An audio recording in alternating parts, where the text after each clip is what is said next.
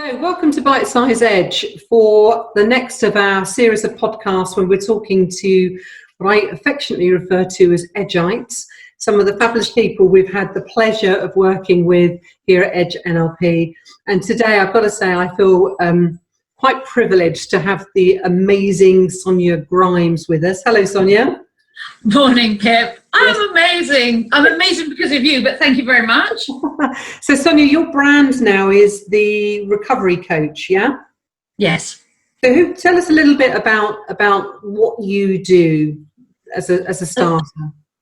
Okay, so I coach women who are trapped in damaging food and alcohol patterns to freedom, and it's not about control or restriction. It's about releasing the thinking that keeps them trapped. And it's the thinking that keeps them trapped. You have the thinking, and the more you think on it, the feelings come up, and then you feel you have to act, and you're only ever trying to comfort yourself.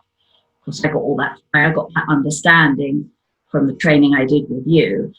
But my background is that I'm a former alcoholic of 28 years. 6 years ago, I was told I was going to die if I didn't stop drinking. And I continued to drink more because I didn't know how to stop. I didn't know what was going on in my mind. I didn't even believe it was my thinking. I don't know what was going on. And then all of a sudden I did stop. And actually it's my 5 years sober anniversary in May. So wow. Yeah. Congratulations. Thank you. So yeah. And so that's my background, and the NLP I use is what actually changes people's lives, because as you so rightly told me when I did my training with you, it shapes their model of the world, and it doesn't shape them in an aggressive way. It shapes them in a way because they have to think a little bit more. It moves the boundaries of awareness. And that's what it does. And with it, once those boundaries are moved even a couple of millimeters, possibility is allowed in where possibility didn't exist before. So, with your previous journey, so you said you were an alcoholic for 28 years. Yeah. During those 28 years, did you never see possibility present itself before? No, I didn't. I did AA. I did. Oh my goodness, everything. I waved candles, and of course the only thing that happened with those were that they went out, but I didn't change. I tried counselling. I tried everything, but when you are trapped in a way of thinking, and that's ultimately what it is, you're not trapped in a way of behaving. The behaviour is the end result of the way you think, and you think that thinking is real. Your thinking creates your reality. And whilst you think the way I thought, which was that you never recover from alcoholism, alcohol chosen you, whatever, you are never going to change. Possibilities don't exist within that thinking I had then. Okay, and so the people you work with, and specifically you're working with women, is there a reason why women in particular? That just because I find, and this is, I get, even since I've been doing my coaching in the form it's in now, which has been since January, I have learned so much. I always believed that I was better, again, a thinking pattern of better with women, that my work would resonate more with women and so on and so forth. And it's another thing that has proven to be by allowing myself to observe rather than be in. I've allowed myself to see that that's not actually the case. So now I work with men and women. Okay. And what is it, do you think, that is the trigger point for people to suddenly go, oh, crikey, I need some help now. I'm not seemingly able to do it myself. I mean, we know that actually the thing that facilitates change is the person themselves. But what's the trigger point, do you think, or the tipping point for an individual to go, I now need some help? Using my own experience, which obviously is the only experience I have, and building on that with my clients, I think we all know that we need help. And it's not the knowing that we need help that's the issue. The issue is we don't believe that we can change. That's where the issue lies. So knowing you need help and also knowing that you can't change paralyzes you into reaching out. Okay, all right. So the point of knowing you can't change, did you say that? Knowing you can't change? Yeah. Yes. Believing you can't change. Believing you can't change. Yeah. Okay. So again, so you've got an individual who's in this place of knowing that they need help, believing they can't change, but obviously somewhere deep rooted, recognizing that there has to be something that's different from what they're doing right now. There has to be something that changes that behavior. When you work with individuals, how much of what you're doing initially is around them recognizing how empowered they are to facilitate that change? It's all around that. Okay. Because I can give them the techniques that I got from the master coaching, from the practitioner, from the master coaching, and from the master of NLP that I did with you. But it is all around bringing them from effect to cause gently. And it's not around me telling them that, it's around me questioning them till they come to that point. Well, for instance, most people say, well, the voice is in my head. And so whose are the voices? And they don't want to, they'll say, well, they're what other people told me. And you say, well, when did you decide to believe that? And just gently bringing them round to, well, I suppose it was me. And of course, if you've created those voices, how do they sound? What's their tone? And can you change the tone? And then they do it in front of you. And it all takes them back into a place of control, which is really empowering. It makes them think, okay, it's not just it was me, but you were only ever trying to comfort yourself. One of the things that you gave me that I use in every single session is we are all doing the best we can with the resources we have at that moment. Yeah. We just don't have enough resources. And that's huge for clients. I suppose it allows them to be in the place of acceptance, isn't it? So I was listening to a really interesting podcast the other day, and it really resonated with me when this person was saying, well, in order to change, it's all very well looking back and going, well, this is how my life used to be, and I want to move away from it. But actually, until I fully accept where I am right here, right now, my ability to move forward is impaired. Yes. Looking at what's happened or been happening, and that moment of acceptance is key. So when you decided that you were going to pursue your NLP journey, what was the biggest aha moment you had in your first course? Oh my goodness me, there's just been so many, and to be honest, in some ways, because I did the master practitioner in November, and it's still settling in some respects, because every now and again I say things to clients that rock my world. It's really strange. I know that sounds, and I see it from them and from me, because obviously I'm invested. My whole energy, excuse me, is invested in them. But something comes up, it triggers something that you said or Jules said or something I understood myself. And these insights, and insights are simply new thoughts in a place of awareness. They still pop up, so it's actually really difficult. I think realizing that I was never the total drunk, mad failure I thought I was. I think realizing that I was doing the best I could with the resources I had at that time. That was huge in terms of comfort and forgiveness, and that helped me move forward. Yeah, I can appreciate how that might be. It's kind of like you can't shift or change any of it, can you? No. So you can fight against it, and you can feel crappy about whatever it might be, or you can just go, do you know what? That was how it was at that moment in time, and they were the decisions I took with the resources that I had available, that I was aware of. And you can bring that right down even to making a really poor choice around something in a day-to-day environment. You make that choice one day, the following day you then go, oh, that wasn't my smartest move, but I'm a bit wiser today, so that's okay. You know, my resource pool's available to me. You had some funny moments as well, didn't you? There are many moments of laughter, Sonia. Many moments of laughter, many moments of explicit language. We had some fun. What are the kind of key memories you have of your NLP journey?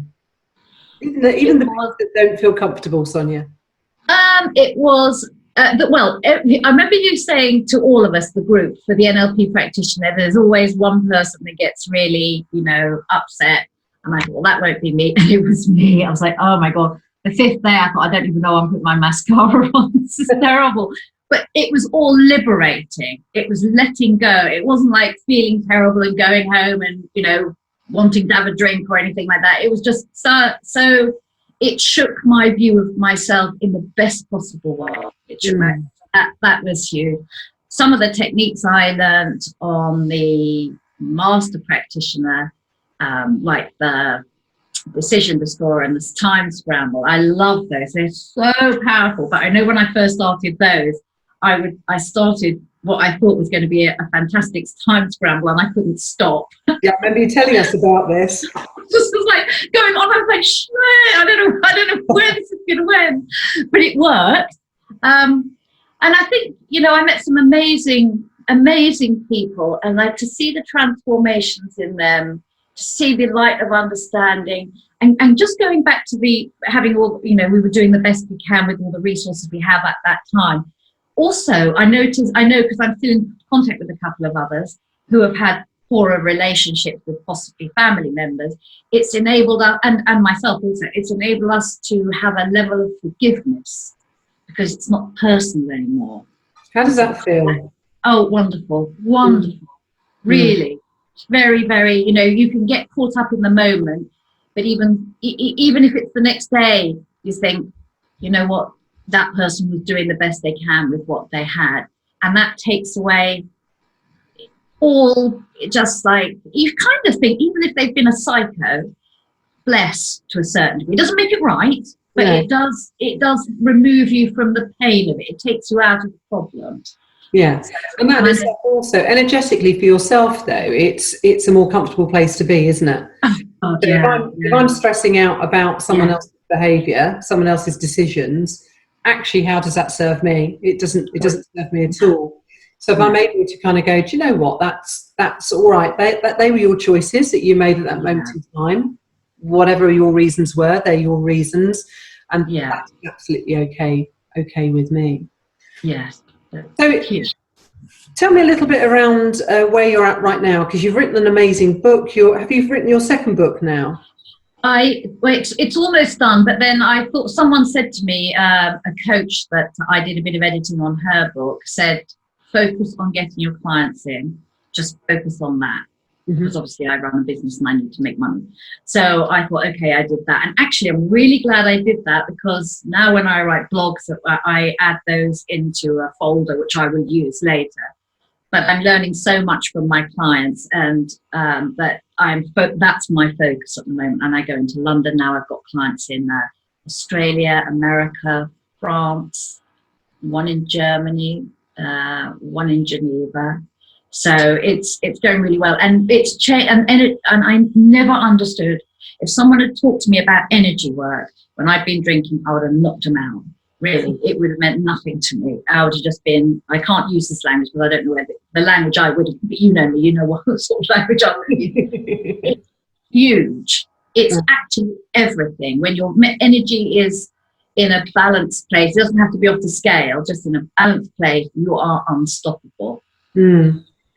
Yeah, interesting. I think I absolutely agree with you. When everything's flowing in the right direction and feels very congruent and present, it's just quite extraordinary how opportunities open up for you. And that again comes back to the conversation we had a moment ago about acceptance, also recognising who you are. Because even really congruent and having your energy flowing in the right direction, when you're accepting something that might not be perfect for you, is equally really, really powerful. Yes. It is. And what is perfection? Perfection changes on a daily basis as we grow. Yeah, so I with my clients, I say progress, not perfection. Just moving a little bit in the right direction. You're not striving, you're not chasing a dream. The dream changes anyway as we grow. Yeah, absolutely. So the person you are today, in the comparison to the person you were 5 years plus ago, looking back now, if you were able to talk to yourself back there, what would be your key messages, your key moments of advice that might have shifted and changed you sooner, potentially? I would have said, I love you. Definitely. you're doing your best, you're just lost. That's all. That's very powerful. Nothing more or less than that. That is really powerful. And the NLP with my clients, because that moves me, but with the NLP with my clients, and you know, they can't often say I love you. That's too far of a jump from the mad drunk, and I get that. So we don't go from I've like been an absolute bitch the night before to I love you. That's too high a jump. Energetically, you're okay. You're doing your best. You know, you're learning. You stumble, you get up, you move on. But yeah, that sense of understanding and awareness that allows you to let things go, to gift yourself the self-love you deserve, is just huge. So I listened to the question. Again, yes, you did. Thank you. Oh, good. I listened to one of the Fern Cotton podcasts. She's got a series called Happy Place, and she was interviewing Davina McCall. Uh-huh. And obviously Davina McCall was also an alcoholic and a drug user for many years. Yeah. And they were talking about she had like a mentor, and one of the first things they were asking her to do was to be able to pick up a mirror, look in the mirror and say, I love you. And she couldn't do it. She just couldn't do it. So they said, okay, too big a jump. Too big a jump. Yeah, they said, let's see if we can start with I like you. Yeah. And it took her quite a few weeks before she could do it. And then she moved forward to being able to go, oh yeah, I love you. And she really made me raw, because she talks about now that she then went through this stage of looking at it and saying, I love you in all different accents. Oh. And then you're really having some fun with it. But the journey, not even liking herself to being able to say, I like you, was just massive. As you demonstrated there, you just got emotional about it yourself. Yeah. It's huge, isn't it? It is absolutely huge. We're not, I don't think we're made to love. I think we're made of love. And I just think that when we deny ourselves that comfort, that's where all the pain comes from. Or when we feel we have to be someone else or something else, it's too hard. That's not how we're designed to live. It's just not. Mm. So tell me a little bit more about the wider family then, Sonia, and the impact your NLP journey has had. So you've got two people in your life that I'm very familiar with. One, of course, is your fabulous son, Christopher, and also Gorby. Yes, Gorby. So Gorby's the dog. I know this. But for anyone listening, Gorby is yes. Yeah. So have Christopher. Let's talk about Christopher. What's he noticed from a change perspective? Actually, I'm so glad you brought that, because I wouldn't have mentioned it. He's got his first job as an accountant. He's been really dynamic. He was poached to work in a coffee bar that was growing, and the owner came in and was very like, oh, like you and what you're doing, trained to be an accountant, that we're going to be building an accounts department. So he kept contacting them, and they've taken him on at only 21 to build the accounts department, which is huge. Fabulous. The thing is, which is fantastic, the NLP that I do with him without him being aware, because there's no way he'd get involved with me. I was to say, come sit with me and we'll talk. He'd be like, no, quite rightly, I'm his mum. But I sit with him upstairs, and he'll say, I don't think this, or I don't think that. And it has changed his view of himself completely. And I'm so proud of that, because I know what I'm doing. But he doesn't, and he'll say, well, such and such, I'm this or I'm that. And I'm like, well, when did you decide that? And you just look at me, and you can see the shifts in his face. And it's worked in his relationship with his girlfriend, because obviously being growing up with an alcoholic mother, he's fairly insecure. Actually, I didn't realise this, but he is insecure in relationships, understandably. So it's helped him hugely, with that. I just talk to him in conversation. I gently question him, and it's been huge for our family life, and we're just in a fantastic space. I don't really know we're in the space he deserves to be in, and I always dreamt of being in. So how must that feel? Oh, it's heaven. Gorby's still a bloody nightmare. It's a nightmare. Doesn't work with Gorby. She just looks at me as if to say, where's my biscuit? Yeah, It's changed. I mean, everything has changed. And you know what, ultimately I haven't changed. I've just become me. I've accepted me. I love me. I know I'm doing my best every day. I am doing my best, as I believe everyone is. I can't do more than that. And my best is good enough. Oh, Sonia, that's absolutely fabulous. That's a really wonderful thing to hear. Really wonderful thing to hear. Wonderful way to live. Again. It's a wonderful way to live. Yeah, I'm sure. I have to say, we've had some amazing people on our courses, some of them more colourful than others, and you're up there. There's one gorgeous girl. I can't remember her name. I probably shouldn't say it anyway. But there was one amazing young woman. Actually, I do remember it. I wouldn't say it. She was also quite a character. Yeah, and she'll be on one of our podcasts soon as well. Oh, lovely. Oh, you'll have to let me know. Please send her my love. I like it so much. I will do very much. Authentic people. Absolutely. And that's what it's about, surely. Yeah, it is. How much time can we waste trying to be someone else? Whoa, why can't I just be me? Exactly that. So finally, Sonia, just to kind of bring this to a close, if you were going to explain NLP to anyone who knew nothing about it and give them your thoughts around it in a relatively small nutshell, what would it be? How would you put it? Okay, it's sort of easy to explain when you understand. Okay, what it does, it's a gentle way of expanding your view of the world.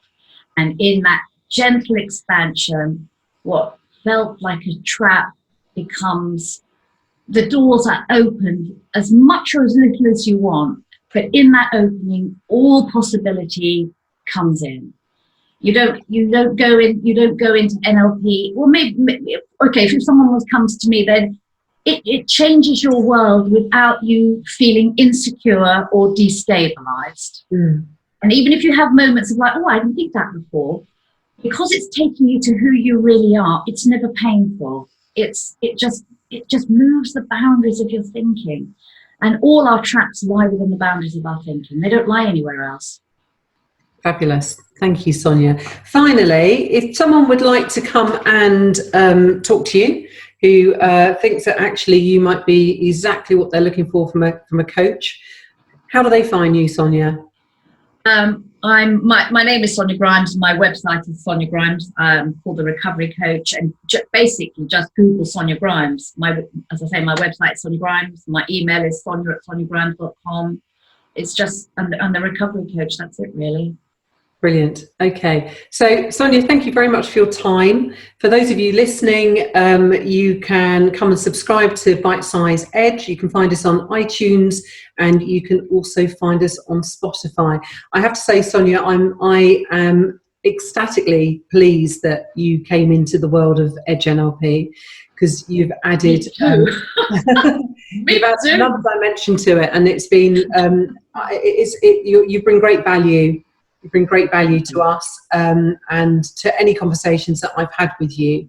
So thank you. And your journey's been incredible to watch, and I look forward to seeing it continue to expand and increase in the way that it is. So thank you very much for your time today. And I wish you well. And I really want to say, if anybody is listening to this and they're thinking there is NLP practitioners out there, not NLP, trainers, you see them everywhere. And I'm a part of women's networking group, so I see a lot. Please go to Pip. Pip and Jules are like an incredible double act. You don't even realise you're working, and what you learn and the way they sort of filter it in with anecdotes and fun, and it just all settles. You think it just all settles. So please go to Edge. Please go to Edge. Thank you, Sonia. Have a great rest of your day, and I look forward to catching up with you very soon. All right, take care, Pip. Thank you. Bye. Bye.